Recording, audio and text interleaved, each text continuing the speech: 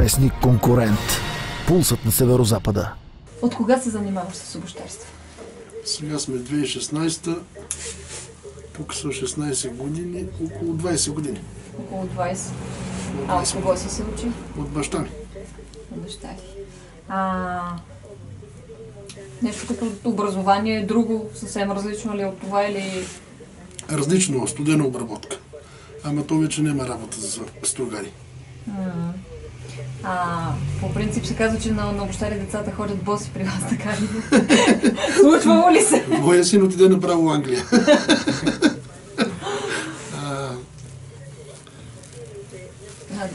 Достатъчно ли са приходите? Не са. Цените не са като в големите градове. Ние взимаме много пъти, в пъти по-евтино в малките градове. Но все пак е задоволително. Не е като да си устроителството, че са си на възраст вече. И така. Но задоволително. Кога човек е по-скромен. Има ли хора сега много, които искат да си поправят обувките? Преди години даже са се правили, обущаря е правил обувките. Сега само поправки ли са? Самия модел на обувките се сменява. В новите модели на обувките поправките са по-малко. Такива са си, напредват си технологиите и е с тенденция да намалява работата. Намалява? Да. Новите тези ефтините обувки подлежат ли на поправка? Не. Абсолютно на никаква поправка. Говориш, материалите не са подходящи или... Те са нейлон. То няма нищо като материал в него. Примерно има такива обувки, които не могат да се залепят. Самата подметка не позволява... И подметката и лицето не позволяват на лепилото да проникне в тях. Защо не поправяш чанти? Защото нямам достатъчно време. Много намаляха обущарите. Възрастните хора се отказаха, някои починаха от тях. А колегите на моя възраст, двама се отказаха, отидеха да карат тирове. И останахме малко като бройка. И за да мога да смогна да направя само обувки, трябва да се откажа от чантите. Не, че са трудни за поправяне или... Не са трудни за поправяне, но отнемат много време. За малки неща? За малки неща отнемат много време и не стигат тия 24 часа. Има ли желащи да се научат на занятията? Не.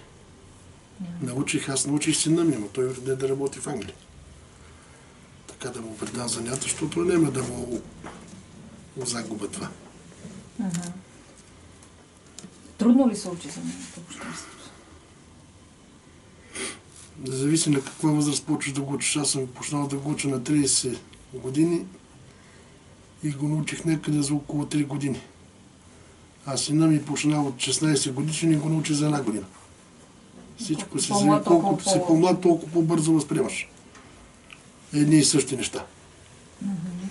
Случва ли се някой да си донесе обувките за поправки, да не ги потърси след това? Да, но много рядко. Рядко се случва.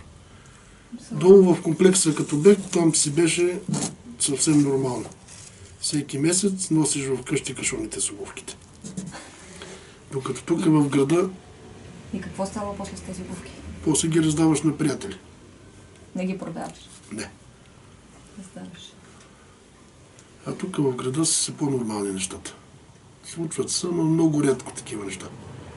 Да дойде, примерно, човек да си остави обувките и да ги не потърси. Колко време отнема поправенето на чифт обувки? Преди по-старите модели се ремонтират по-бързо. Със всяка измината година става малко по-сложно. Ремонта на обувките заради самите материали, заради самите форми се изменят и така, но няма точно определено време. Неко път едни и същи обувки се ремонтират за различно време. Че има и машина за шиене. Машините ние нямаме никакви машини. Аз съм се интересувал в чужбина 90% от работата се извършва на машини. Ние тук 99% работиме на ръка.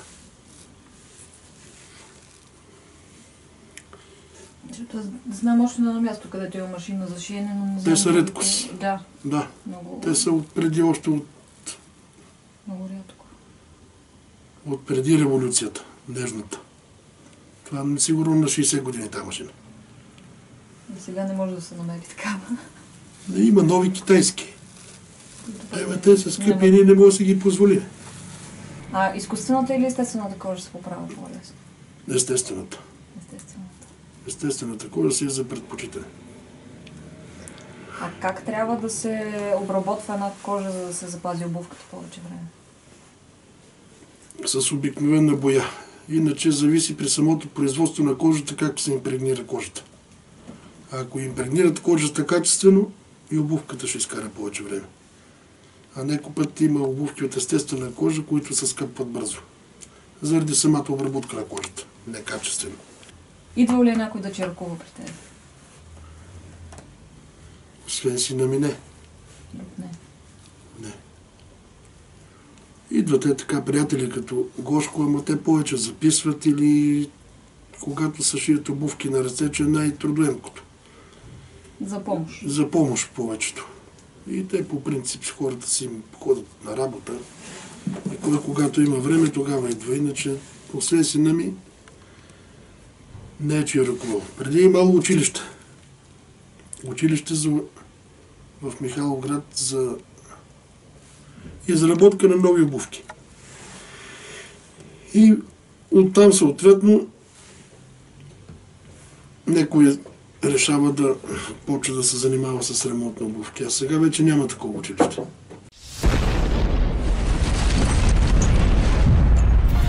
Вестник Конкурент. Пулсът на Северозапада.